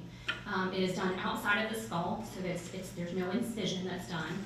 And it's just like an ultrasound of the heart, or like if you have a baby and you're looking at a baby, except they focus, hence the name, focus the ultrasound waves to create this little tiny area of damage, and it breaks up that sort of abnormal signaling and helps create a more normal signal pattern. This is great for people who may not be candidates for the DBS for one reason or another, because of health issues. So there's some benefits there, and some people like the idea of it being less invasive or not having to come in for tweaking of their DBS. But it's also a one-time procedure, right? It doesn't slow the progression of the disease down, so as things change over time, you can't tweak it the same way. So, there's pros and cons to each thing, so those are things that you definitely need to talk to your provider or clinician about. Okay. So, DBS is great, and women with Parkinson's disease who receive DBS actually report better benefit compared to men, which I actually didn't know. I didn't know that. So greater gains in quality of life compared to men when they get it. The problem is that they're less likely to get it. And we don't know why. We don't know if it's that that we as clinicians as a whole, I'd like to think I don't do this, but do we offer it less? Do we have some sort of bias? Do we offer it less? Or is there a reason that women are choosing it less, right? We mentioned in the beginning, women are often the caretakers, and they're taking care of their parents and their spouses and their children. So are they less likely to sort of take, these several weeks out that are needed for surgical recovery? Are they less likely to do that? Are they, women as a general tend to be a little more risk averse compared to men. So are they less likely to choose it because of perceived risks of the procedure? And we just don't know this at this point. Okay, so medications, surgical treatments, and then lifestyle modifications, right? These are the things that really you can do to try to make a difference in your own disease. And these can really be beneficial for a lot of people. So if you're not prior to hearing it yet, exercise is the most important thing that you can do. It's good for you, it's good for your Parkinson's disease. I often tell my patients, for the vast majority of people, Parkinson's is something you will live with, not die from. Whatever you're gonna pass from before is what you're gonna pass from now, right? Heart disease, diabetes, cancer. Guess what? Exercise is good for all of those too. So it's really important for that. And it's mentally, it's good, right? It helps release dopamine. It's really good for you mentally as well. Changes in diet. There is no one specific diet that is recommended for Parkinson's disease, except a generally healthy one. Obviously if you have other medical conditions, you're gonna eat specifically, if you have diabetes, you eat for that. If you have kidney disease, you might eat for that. But there's some dietary changes that you may be able to make to sort of help improve how you're feeling. Using your therapy services, speech therapy can help with speech and swallowing. If people can hear you better and they can hear what you're saying better, that helps with communication and conversation, which is really important for mental health, right? I have patients that say, I just stopped going out because nobody can ever hear me. So I'm not going out anymore. And that has downstream effects, right? If you're not getting out and you're not socializing, it's not good for your mental health, it's not good for your cognitive health. So it's not just, I'm speaking louder, it's all the downstream things that come along with that. Same thing is true of physical therapy. If you can help improve your balance, maybe you're more likely to go out now. Maybe you're not as worried about falling down. Maybe you're more likely to take that trip to Europe that you always wanted to take because your balance is better, your endurance is better. So there's the immediate benefits of it, but there's also sort of the further implications of it as well. But there's really not a lot of studies that have looked at if there's really differences in benefits or between men and women as far as this goes. We just know that universally it's really beneficial. Okay, so we talked about this a little bit, but why might the treatment options be different between men and women? Again, it could be patient preference. It could be the perceived risk, right? If people think that DBS, maybe when you're a little more risk averse, maybe they're not as excited about brain surgery as the men. Physician recommendations, again, I would like to think that we're not biased, but we may have our own bias, or there may be certain medications that I'm less likely to prescribe in men versus women, or vice versa. There's certain medications that may cause erectile dysfunction, so it may not be the first choice of medication for a man, whereas for a woman I might be more likely to use that as a first-line treatment. And then again, whatever other health issues that you have, that also has to play into how we choose our medications and our treatments. Okay, so we talked about what are the symptoms that we see, what are the treatment options that are available, and kind of in this last little bit, I just really want to talk about the care team that I want you all to really focus on building for yourselves and your loved ones once you have the diagnosis of Parkinson's disease. So throughout the course of your diagnosis, you really need to have a multitude of people. As much as I would like to be everything and all to my patients, I can't be, right? I can't be in more than one place at one time. I don't have the training to do it all. And so I try to do as much as I can, but I really have to be part of a team. So number one thing, you want to have a neurologist. Number one, absolutely, you want to have somebody that's trained to handle issues of the brain. You don't want me doing your colorectal surgery. You don't want your colorectal surgeon doing your Parkinson's management, right? And this is not to take anything away from primary care physicians. Our primary care docs are phenomenal, but they're also managing your COPD and your hypertension and your heart issues and your colds and everything else. And a lot of them haven't had the specific training for this. And so, it's fine to talk to them, but you really want to have a neurologist that can really address these issues and has really had the training for that. You want to have your therapists, right? Your physical and speech and occupational therapists that can really help you with your daily function and your balance and your speech. You want to have a social worker, right? We're at Emory very lucky to have a social worker that's dedicated to movement disorders that can help with insurance issues, questions about disability, getting you set up with support groups that are available. If you need other services, if you need hospice, if you need things like that you have access to those things, or somebody that can advocate for you. You want to have access to a psychologist or a psychiatrist.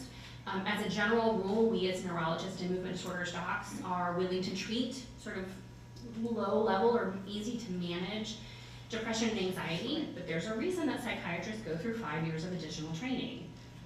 They are the experts in this, and so if we're not doing a good job of managing it, then we're gonna want you to see the psychiatrist, not because we're trying to get rid of you, but because we, again, if I have, colon cancer, I wanna go to the specialist. I want somebody that knows exactly what they're doing and knows the nuances of what they're doing. You want to have a pharmacist that you can establish a relationship with, that you can ask about side effects, drug interactions, things like that. You want to have somebody that's easily accessible. So if you have to change pharmacies, do it, because that can be really important as well. You want to have access to a dietitian if you do need to make changes in your diet.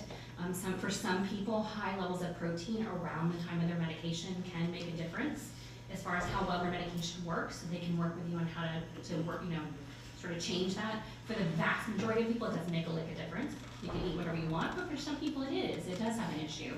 Or some people come in and say, you know what, I'm losing weight and all my cancer screenings have checked out negative, they're normal, but I'm still losing weight, or my appetite's down, or I'm losing muscle despite working out and exercising. And so dietitians can really help and look at what you're eating and make some adjustments to that. And you want to have access to a nurse or a nurse practitioner because, again, right, your physician's not going to be able to be there 100% of the time. So you want somebody that, can answer questions for you, or, if your doc's out of town, that you have somebody that you can go in and see if there's an urgent issue that comes up. And so this really makes, your whole team. And kind of going back to the top, I'm not just saying you need to see a neurologist because I'm a neurologist, but it's really important because seeing a neurologist actually improves health outcomes. So patients with Parkinson's that see a neurologist are, number one, less likely to be placed in a skilled nursing facility or a nursing home, right? They're more likely to be able to stay at home. They have a lower risk of hip fracture, right? Which hip fractures lead to increased risk of being in a nursing home. And hip fractures are one of the leading causes of death as well. Not necessarily the hip fracture itself, but it's the and then, right? You get a hip fracture, you go to the hospital, there are sick people in the hospital, they keep you up all night, you get all these meds, it sort of snowballs. Seeing a neurologist, people are more likely to use their rehabilitation services, so physical, speech, occupational therapy, which again has all those downstream benefits. And they're less likely to die overall. When you sort of adjust for all these different issues, they're less likely to die. And I'll add to this, again, not because I'm a movement disorder specialist, seeing a movement disorder specialist actually has additional benefits. So we recommend that you see a movement disorder specialist at least once a year. Some people come for every visit. That's their movement disorder specialist is who they see all the time. But for a lot of people, it's not what they want to do, or it's just not feasible because of where you live. And so we recommend at least once a year because you have less risk of side effects from medications, and you have overall a better quality of life and better control of Parkinson's symptoms when you see a movement disorder specialist at least once a year. And we are more than happy to work with your local neurologist to sort of, smooth things out and make sure that we're all communicating with each other. Okay. So this is what we recommend. These are the things that you should have access to, and we want you to build this team, but are women actually doing it? You have all these resources that are available, but are they actually doing it? And evidence suggests that women with PD experience a longer time from the onset of symptoms until the time they were diagnosed. I think somebody over here mentioned before that it took a long time to get diagnosed because, it's attributed to this thing or that thing. So there's a longer period until they get diagnosed, and then by the time they actually get referred to see their first movement disorder specialist. And we're not really sure why that is. Is it because things are chalked up to, it's menopause, it's because you lost weight or gained weight, or you're just anxious. That tremor is just because you're anxious. That's what I hear a lot. So, we really need to understand why is it that women are not getting the same, treatment as men.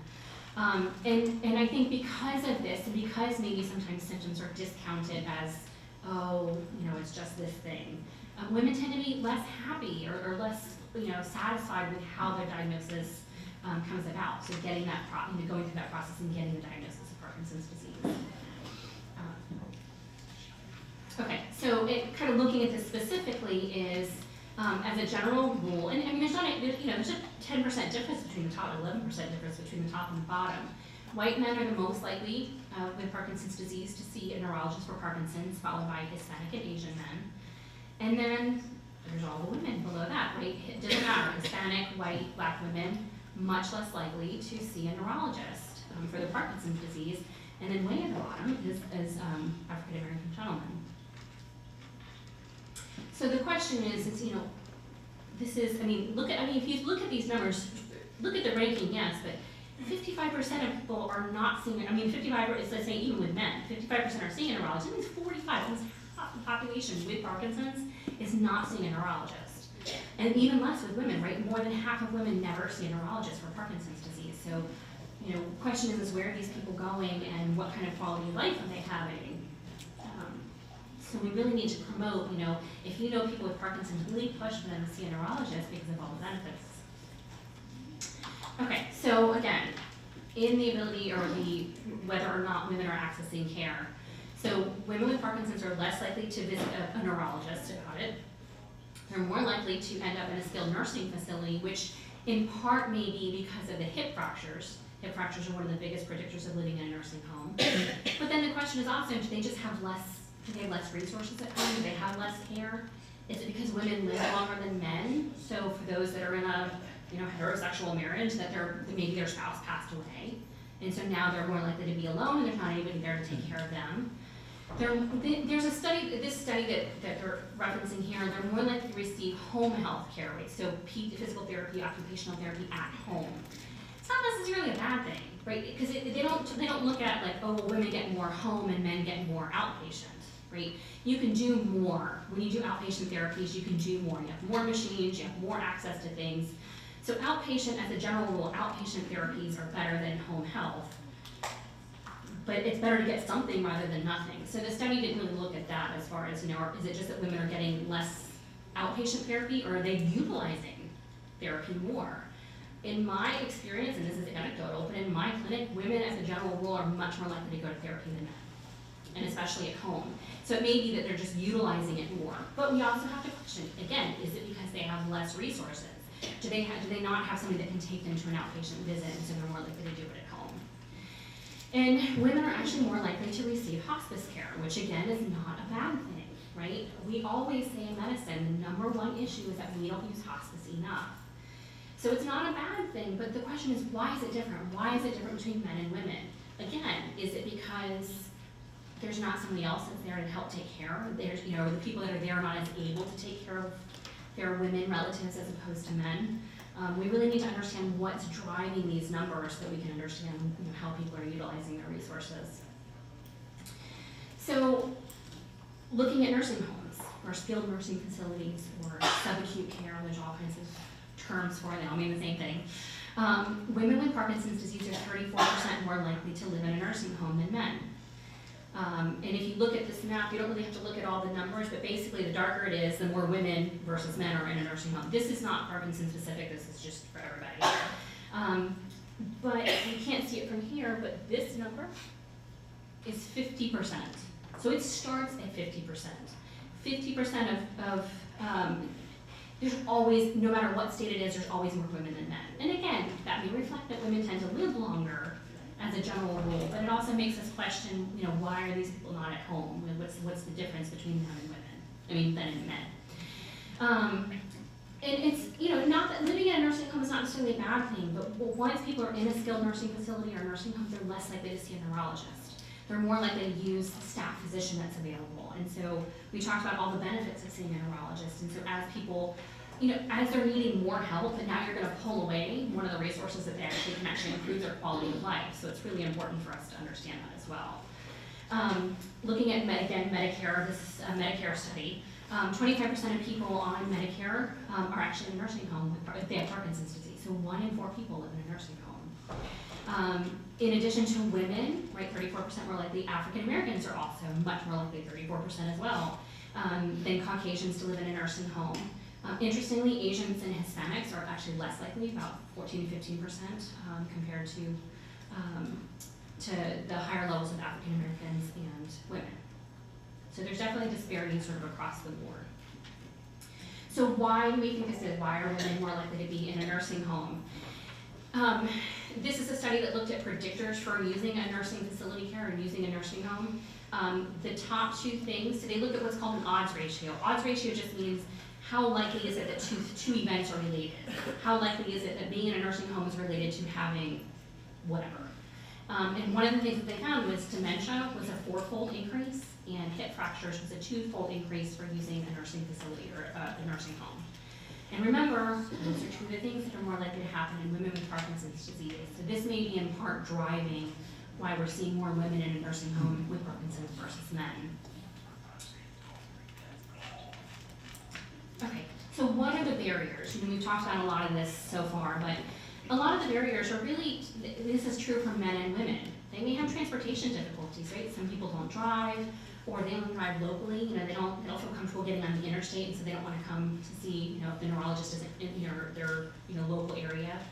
They may have limited healthcare service availability or lack of quality healthcare. They may say, look, I went and saw the neurologist, and no offense, but I'd rather see Joe Schmo at the end of the street rather than go back to that person again. So it may be that they have a neurologist, but they're not happy with that particular person. And if that's the only person that's available, then they may not have other options. Social isolation, right? If you don't have other people that you can reach out to help, maybe you need some, you don't have somebody that can give you a ride to an appointment. That may, or maybe you're not around other people, and so you don't know that these resources are available. If you're not in your support groups and you're not going to these meetings like this, I'm not talking about you guys. You may not know that these resources are available. So social isolation can make a big difference. There may be financial concerns and physical mobility. It's hard, right? It's hard to get in the car and schlep all this time to get to the appointment, and if parking's far away, and then. So these can all definitely affect issues, and this is actually a big area of interest for me. And we talked a little bit about telemedicine, so providing care for people who live in areas that don't have access to a neurologist. There's people who live in states where there are almost no neurologists. Even in Georgia, I think the last numbers I looked at was out of 159 counties, only 38 had a neurologist. So less than a quarter. And only 4 of them actually have, only 4 counties, and it's not really counties, it's like 4 cities, right? 1 city within each county that actually have a movement disorder specialist. So telemedicine actually can help, provide care to people where they are, as opposed to always having, making them come in. So that's a big area of interest of mine. Okay, so we kind of touched on this again, and there are many issues that can certainly be barriers to care that may be more common in women, but one of the things that often comes up is that, because women as a general role tend to be more of the caregiving role for their partners, for their parents, for their children, for their grandchildren, right, my mom's watching my kids right now, that, women may neglect their own health because they're taking care of everybody else. It makes it harder, right? And caregivers in general, regardless of whether they're men or women, but caregivers in general are more likely to be in poor health and problems getting the care that they need, right? I need to spend half a day to get to this appointment, but who's gonna take care of my mom, while I'm gone? I spoke to a woman earlier who's like, it's $200 for me to get transportation to my appointment. She's like, I don't make that much in a day. I don't make that much in a week sometimes for some people. So, why am I gonna spend all that money to do that when it's gonna be taking food out of the mouths of my family? So that can definitely be an issue. So in addition to all of that, women with Parkinson's disease are more likely to pay non-relatives for care. So having people come that they don't know, so having them into the house to help care for them. They're less likely to be accompanied to visits, so they're more likely to come alone.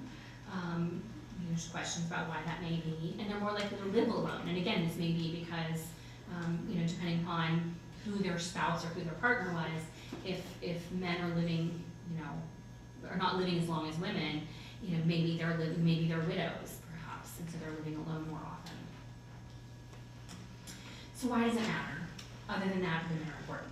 That should be enough of a reason. The thing is that despite poor health outcomes and some more of these issues, women still live longer.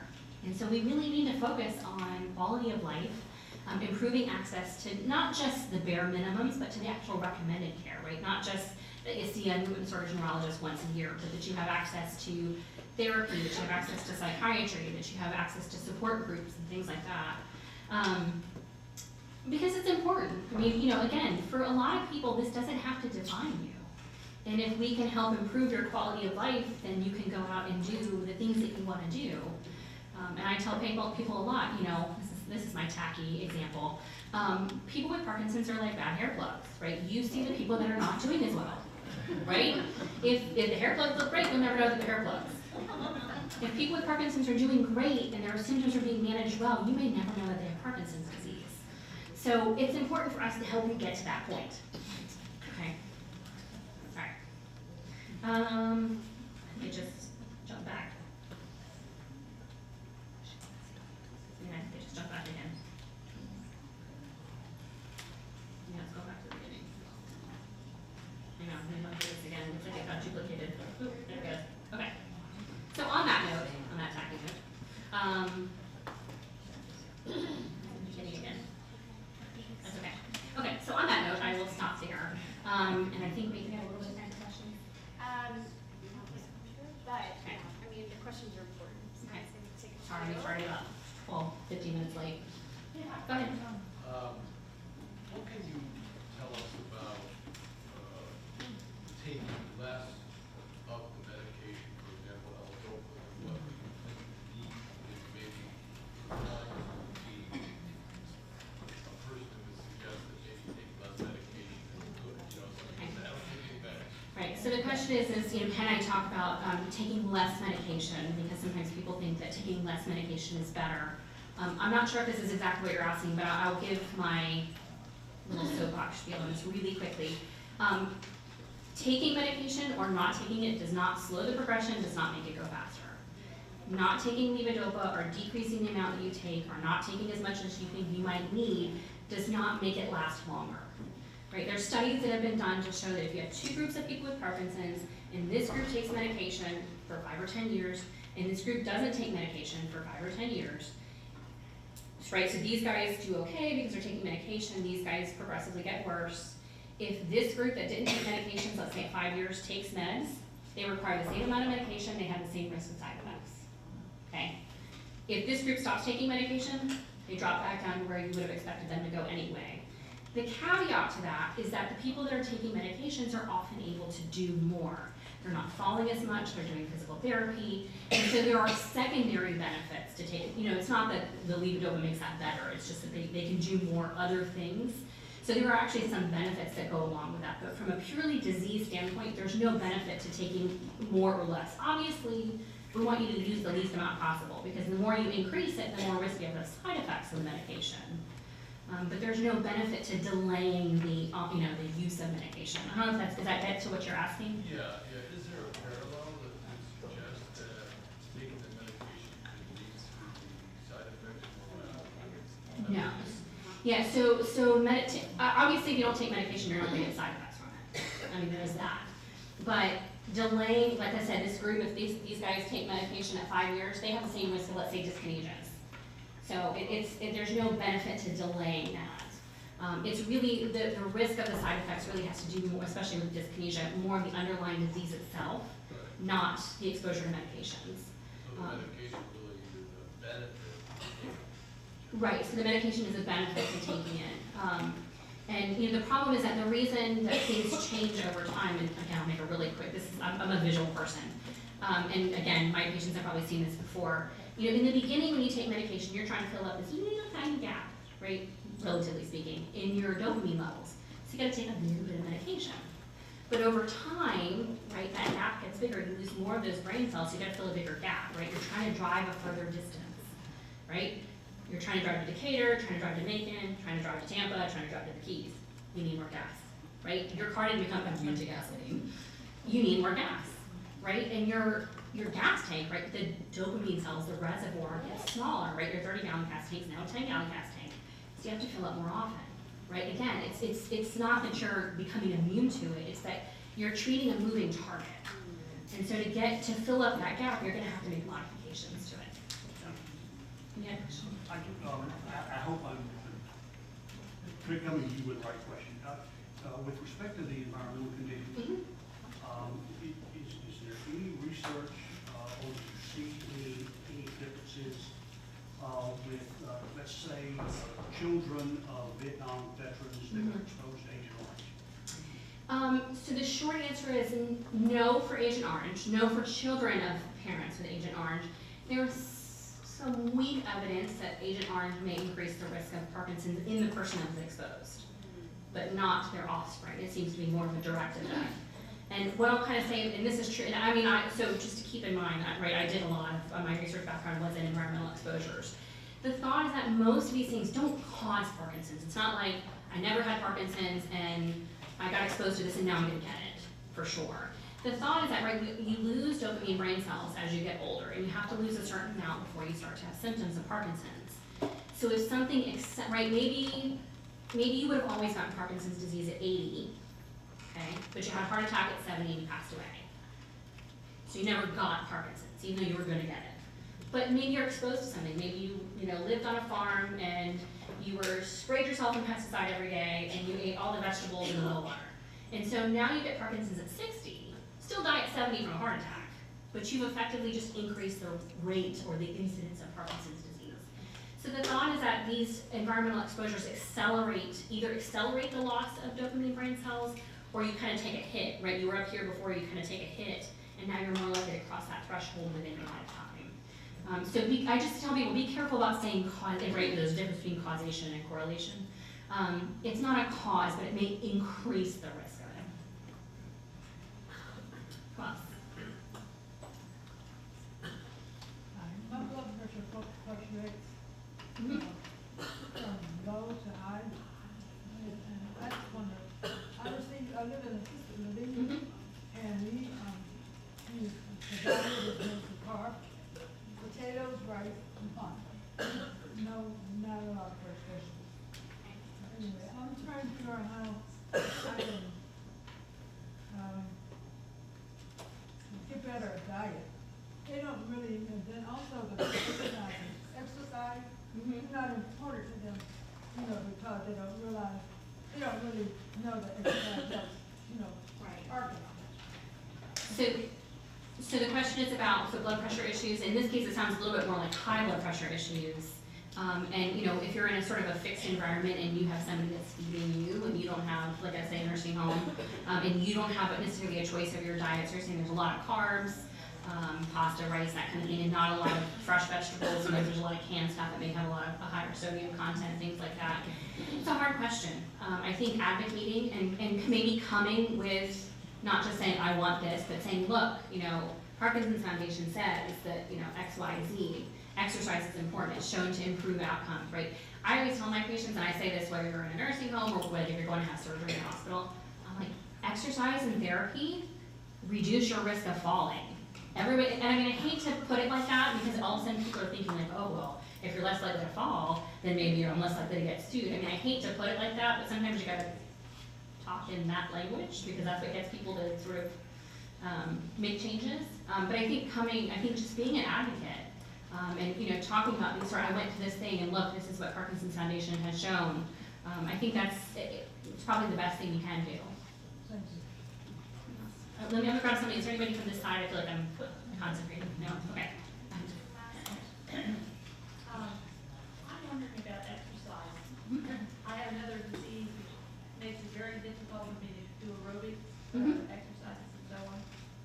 I walk about 2 miles every day for wellness, and that's what I'm really good. Is that the best thing to do rather than all these other exercises? I have a whole regimen of, exercises for Parkinson's, but somebody said it's better just to get out there and walk if you only have limited amount of energy and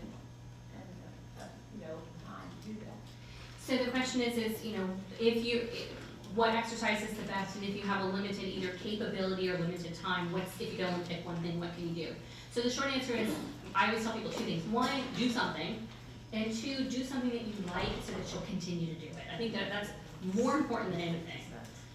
However, there is evidence to show that things that increase, so 2 things, increasing aerobic exercise, so really kind of getting a little short, if you can, does have more benefit. If you can't do it, you do what you can do. And then especially for women, anything with weight build, with weight, it doesn't necessarily, you don't have to sit there and, do all kinds of heavy weights, but anything that builds muscle can really improve bone health, and, any exercise really helps reduce your risk of falling, and, again, having more muscle mass actually can, reduce your risk of having fractures if you do fall.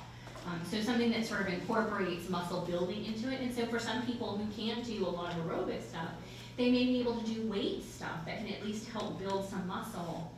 So you kind of have to figure out what works best for you, and that's where your physical therapist can really help, because they can design a program that's best for you, given all things, that all of your other medical conditions and what you have access to. Okay, so one more question? Are there any studies using any of the natural possible alternatives that are out there? Medical marijuana, the CBD, computer curians, studies, and one of the things I always tell people is just, and I'll keep this brief, there's sort of two ways to think about things. Sometimes there is a lack of, an absence of evidence, right? We just don't know. So medical marijuana, CBD, that's where we are right now with that. There seems to be some benefit in some people, but we just don't know yet.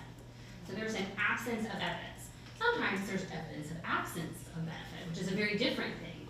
So CoQ10, things like that, these are things that have been studied, repeatedly.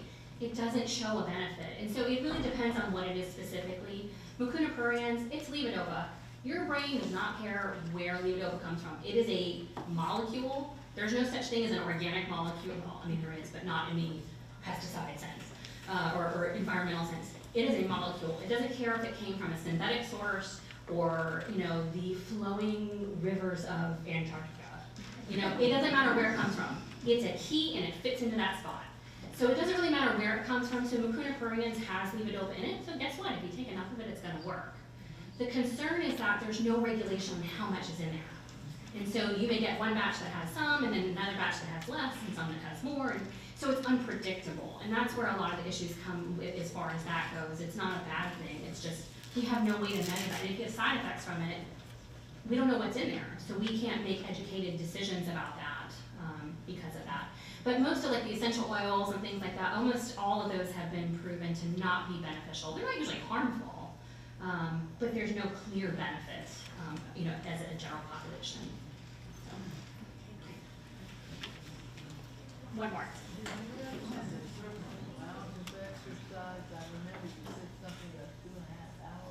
So yeah, Dr. Hackney was saying the studies were saying that a minimum of 2.5 hours per week. So if that's 15 minutes in the morning and 15 minutes in the afternoon, a couple days a week, that's fine. It could be more than a couple days a week. That's fine. But I mean, there's no set number. But that's sort of where a lot of the studies start to show that that benefit really starts to kick in is around 150 minutes to 2.5 hours a week of exercise.